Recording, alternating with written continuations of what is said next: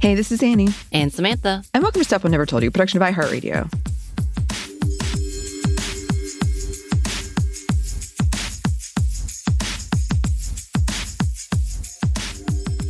And we are excited to start off Pride Month by celebrating the works and the accomplishments of the first Black openly trans woman to be elected into public office in the United States, Andrea Jenkins. And that is our activist around the world, if you didn't know what this segment was. Also, happy Pride. Yes, happy Pride. So Jenkins made history in 2017 with her decision to run for city council in Minneapolis's 8th Ward. She is very familiar in the political realm. She started her career in 2001.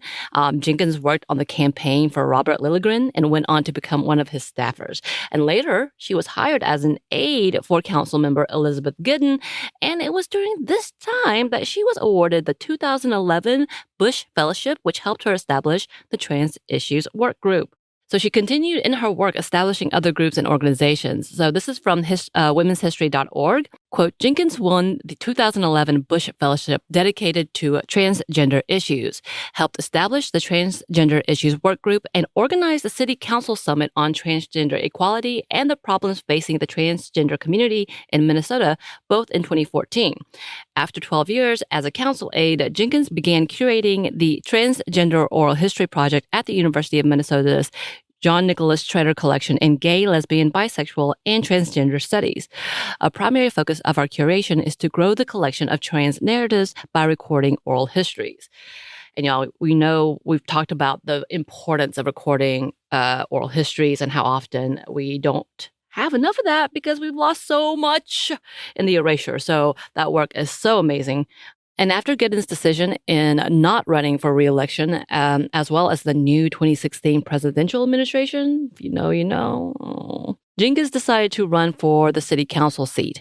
Again, from that womenshistory.org article, Jenkins won her 2017 election to represent Ward 8 with 73% of the vote. She was one of a few transgender candidates who won their elections during that cycle. Her colleagues in the city council then elected her vice president of the council.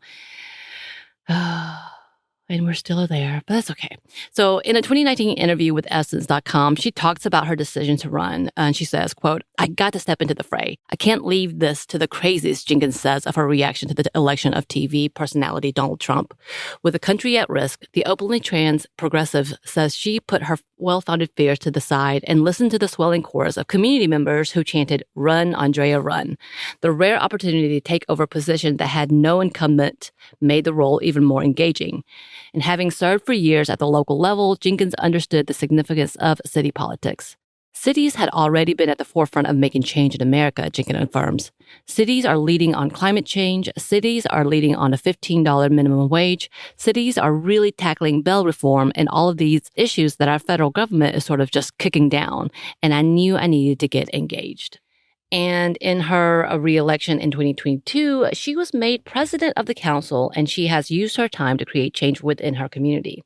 So in her time in office, she has had to face many culturally and politically changing events and tragedies, including the murder of George Floyd, who was a resident of her district. She has had many controversial moments within this tumultuous times and has had to face the severity and complications of that tragedy. There was an incident apparently where she was blocked while she was driving by activists trying to get her to see the point of views, including reform for police brutality, maybe even defunding of police. So there was a lot of stuff going on. But here's another quote from the womenshistory.org.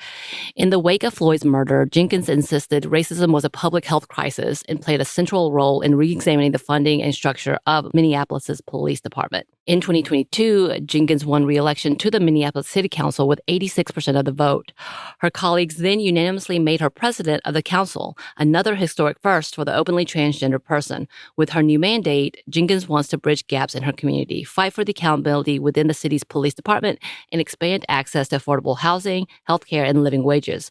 She hopes her public service, quote, serves as an inspiration for other trans and gender nonconforming people. Again, there's a lot of hiccups when it comes to the politics that happened during that time. And it just felt like there was no movement forward. in politics in itself, but I know, again, she definitely had to face a lot of controversies and issues within those realms. So with her works in politics, she, like many of our other activists, has many titles under her belt, including being a writer and a poet. In an article written in intomore.com, they quote her saying this about poetry and politics. I really hope that my role in public life provides some inspiration for others to see trans and gender nonconforming people in a more positive light, she explains. As a creative, Jenkins is determined to do so by bringing art and have it soak into policy changes. Every poem is a love poem, Jenkins says, and I think we have to inject more love and poetry into our public discourse. And in her campaign, she spoke often about how love is a part of her platform. And in 2015, she released her poetry book, The Tea Is Not Silent, which is still available, BT dubs. Here's a summary from Amazon. Quote, the title, The Tea Is Not Silent, was derived from a quote by Janet Mock. She and I were both at a convening hosted by the Arcus Foundation, where she is on the board. We were doing our introduction. There were transgender activists from all across the country in the room, and she said, the tea is no longer going to be silent. And I immediately thought, that's going to be the title of my next book. Visibility in the trans community is increasing dramatically. Ultimately, this book is an effort to create an understanding and awareness of marginalized community, a community that is invisible to most and vilified by some, a community that is traumatized by the constant threat of violence, as well as unemployment, housing instability, and discrimination in multiple areas of social and economic life, a community that is also creative, beautiful, and resilient. And yeah, so she's actually not going to be coming in for re-election this year, from what I understand. So hopefully we'll see more amazing poetry from her. I'm sure it's coming soon. If you want to check out her works, there are more of her stuff on video where she's reading off her own works, which is gorgeous, and you should take a listen. Like I said, I'm sure we'll be hearing more from her, as well as we need to constantly be able to uplift these change makers, as we know the administrations try to erase them. Yes. And you also know we always love poetry, so that's exciting. Yeah. Well, listeners, if you have any recommendations for us or any other thoughts you'd like to share, you can email us at hello@stuffwenevertoldyou.com. You can also find us on Blue Sky at Mom Stuff Podcast, or on Instagram and TikTok at Stuff We Never Told You. We're also on YouTube. We have a Tea Public Store, and we have a book you can get wherever you get your books. Thanks, as always, to our super producer, Christina, our executive producer, Maya, and our contributor, Joey. Thank you. And thanks to you for listening. Stuff I Never Told You is a production by iHeartRadio. For more podcasts from iHeartRadio, you can check out the iHeartRadio app, Apple Podcasts, or wherever you listen to your favorite shows.